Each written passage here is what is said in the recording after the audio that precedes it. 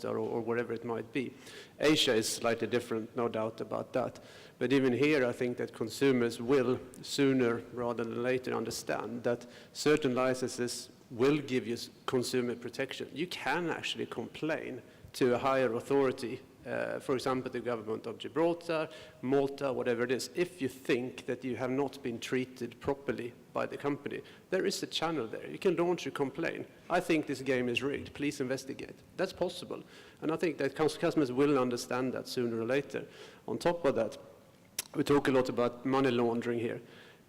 And I'm sure that it is a big problem, but you know, we are subject not just to gaming regulations, we are subject to the anti-money laundering regulations. That's the same ones as the financial industry. We need to check where the money comes from. At least, as far as I know, it would be pretty difficult to push big sums through a properly regulated company where you do KYC of every customer, etc. I can't really see these massive volumes sailing through a regulated company. So I think it is a really important thing. And besides, it gives you access to marketing channels that you can't really get to otherwise as well. Just one last thing on that, Dave, do you want to talk about the Kanawaki experience in poker? The Kanawaki, what happened there? You'd be able to speak with more knowledge than I would. There was a regulator, it really wasn't a regulator, right? Not that it involves myself or the former company that I was employed with. Just asking you because you're the poker guy.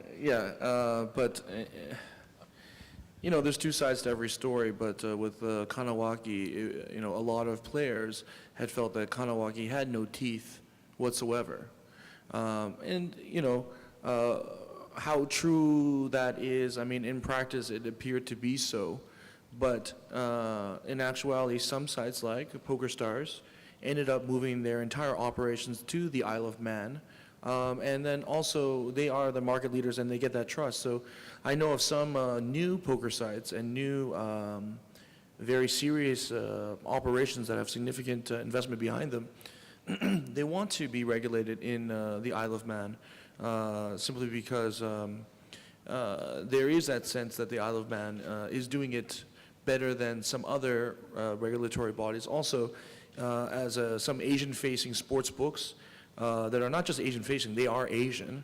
I mean, they are going for Isle of Man regulation because they want to be able to advertise in the UK or on continental Europe.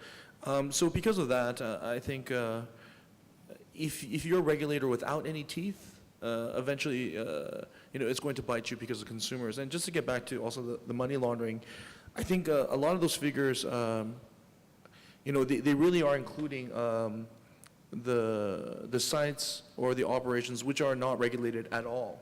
And so in the sense that to say that regulation's not doing anything or the regulatory bodies are completely useless, I think that's, especially on the terms of money laundering or, you know, looking after the process, the financial process with the KYCs and stuff like that, I think that's quite overboard, a little bit sensationalist as well. Not to say that there isn't that much, I'm sure there is that much traffic and cash going through, but I think regulation, if you're an operator who is advertising, who is using proper banking procedures, who's not dealing just in credit and cash, but online, I think, you know, regulation definitely has, you know, secured a spot in our online industry. You know, look at it 6 or 7 years ago. It's a much different environment now in terms of how the regulators are viewed and their participation. Well, Ros slipped a piece of paper in my hand that says I can go on a little bit longer, so that's why I've just gone a little bit over. Time for some questions. Is any questions out there in the audience? Don't all jump up at once. I'll say this, that PokerStars rarely, if ever, attends any of these events because they're the global guerrilla market leader. So if you have a question, you'll probably have this only chance to ask if you're interested in poker. I'll tell you that. And this is my first panel ever, possibly my last. Well, speak now, forever hold your peace. All right, well, ladies and gentlemen, put your hands together for our esteemed panel. Thank you very much.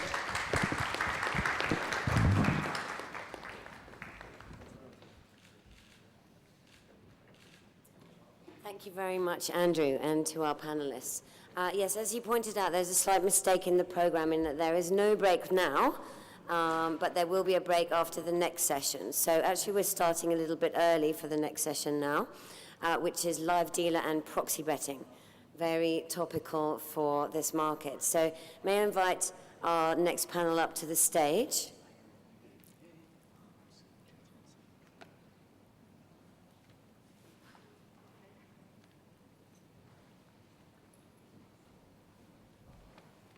Thank you.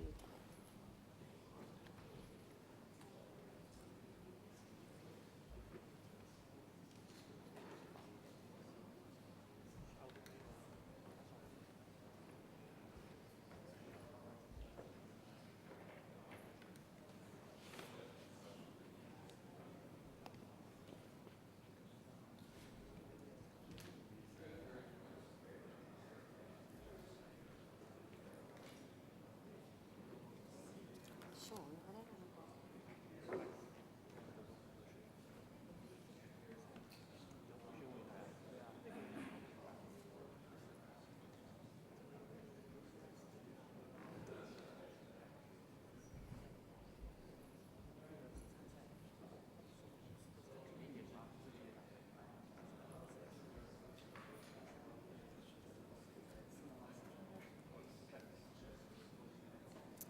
So we're going to move on to the next session now.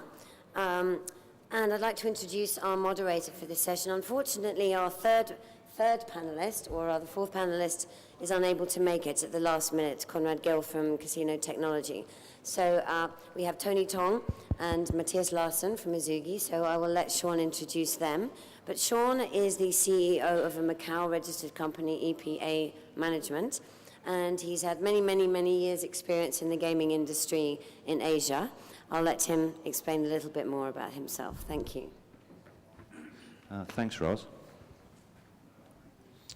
Good afternoon, ladies and gentlemen, and welcome to today's session, where we're going to be talking about the growing business phenomenon of proxy betting and how that impacts on the operations here, and also from a technology point of view, what advances we are looking at within the industry to manage that. Joining me today